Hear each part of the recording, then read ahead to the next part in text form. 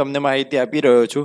તો સૌથી પહેલાં મિત્રો ecoclub.education.government.in અથવા eco club for mission life ઉપર તમારે જવાનું રહેશે। આ તમે ગૂગલમાં જઈને સર્ચ કરશો એટલે તમને આવું ડેશબોર્ડ ઉપર આવું ફ્રન્ટ પેજ જોવા મળશે। તેમાં તમે જોઈ શકશો કે જમણી બાજુ તમને લોગિન નામનું એક ઓપ્શન આપવામાં આવેલું છે। આ લોગિન ઉપર ક્લિક કરતો તમને આવા 3 જોવા મળશે, સ્કૂલ લોગિન, ફેકલ્ટી લોગિન અને સ્ટેટ એડમિન લોગિન। એમાં તમારે સ્કૂલ લોગિનમાં જવાનું રહેશે। સ્કૂલ લોગિનમાં જશો એટલે મિત્રો અહીંયા તમને યુડાઇસ કોડ તમારો માગવામાં આવશે।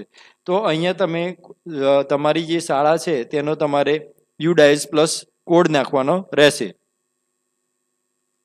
આ રીતે તમે યુડાઇસ પ્લસ નાખશો અને કન્ટિન્યુ પર તમે ક્લિક કરશો એટલે એક મેસેજ તમારા મોબાઈલના મેલ પર અને મોબાઈલ નંબર ઉપર એક મેસેજ ઓટીપી જશે। એ ઓટીપી તમારે અહીંયા એન્ટર કરવાનો રહેશે। મિત્રો જેવો તમે ઓટીપી નાખી અને સબમિટ કરશો એટલે મિત્રો આવું એક બીજું પેજ ખુલશે, સેટ યોર પાસવર્ડ। હવે અહીંયા તમારે ન્યૂ પાસવર્ડ બનાવવાનો છે। તો તમે ફક્ત લેટર લખશો તો પણ વેલિડ છે અને ન્યુમેરિકલ કોઈ પણ લખશો તો પણ વેલિડ છે। તો તમને યાદ રહે તેવો તમારે અહીંયા નવો પાસવર્ડ અને ફરીથી એ જ પણ કન્ફર્મ પાસવર્ડ તમારે અહીંયા દાખલ કરવાનો રહેશે। હવે હું અહીંયા ગાડી મારે જે દાખલ કરવાનો છે તે હું અહીંયા કરી રહ્યો છું।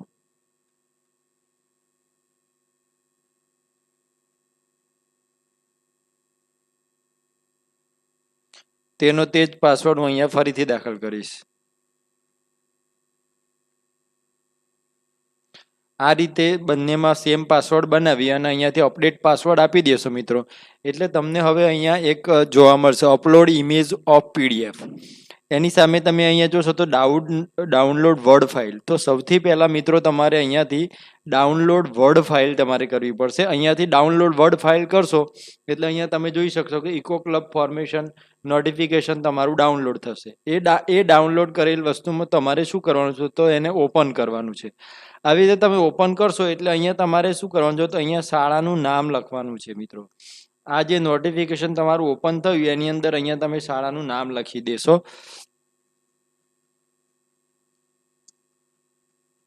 આવી રીતે નામ લખવાનું રહેશે। નામ લખ્યા પછી નીચે તમે જોઈ શકશો કે આચાર્યશ્રીનું પણ નામ અહીંયા લખવાનું રહેશે। તો સ્કૂલ પ્રિન્સિપાલની આગળ તમારે એના આચાર્યશ્રીનું નામ લખવાનું છે। ત્યાર પછી એના જે ઇન્ચાર્જ ટીચર છે એનું તમારે અહીંયા નામ દાખલ કરવાનું રહેશે। આ રીતે એનું નામ લખો। ત્યારબાદ મિત્રો અહીંયા જે ઇકો ક્લબના ફોલોઈંગ મેમ્બર્સ એટલે જે બીજા મિત્રો ગાઈડન્સ આપનાર છે એમના તમે એસએમસીમાંથી પણ લઈ શકો અને શાળાના અન્ય શિક્ષકોના પણ તમે અહીંયા નામ લખી શકો છો। એટલે આ રીતે તમારે 3 નામ અહીંયા લખવાના રહેશે।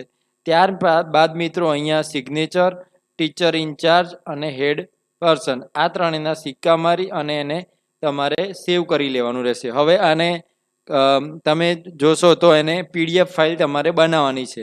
તો અહીંયાથી મેં માઇક્રોસોફ્ટ પ્રિન્ટ પીડીએફ કરી અને એની હું પ્રિન્ટ કરી લઉં છું। આ પ્રિન્ટ હું કરી અને એને સેવ કરી લઈશ ડેશબોર્ડ ઉપર। એટલે મિત્રો એ તમારે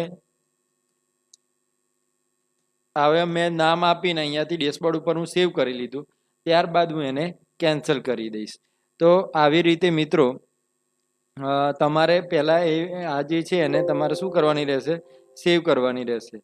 ત્યાર પછી તમે જોશો કે હવે અહીંયા જવાનું પાછું અને ચૂઝ ફાઇલમાં જઈ અને જે આપણે જે ફાઇલ પીડીએફ બનાવી છે એ ફાઇલને આપણે ડેશબોર્ડ પરથી લઈ ઓપન કરી અને એ ફાઇલ અહીંયા આવી જાય।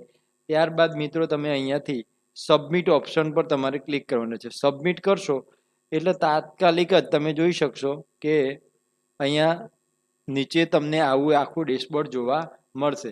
હવે તમે અહીંયા ડેશબોર્ડ પર જોશો ને તો તમે જેટલા ફોટો પાડીને વિદ્યાર્થીઓના અપલોડ કર્યા હશે પ્લાન્ટેશનના તો એ પણ તમને અહીંયા નંબરિંગ બતાવે છે। આ રીતે મિત્રો આપણે શાળાનું રજિસ્ટ્રેશન કરવાનું રહેશે।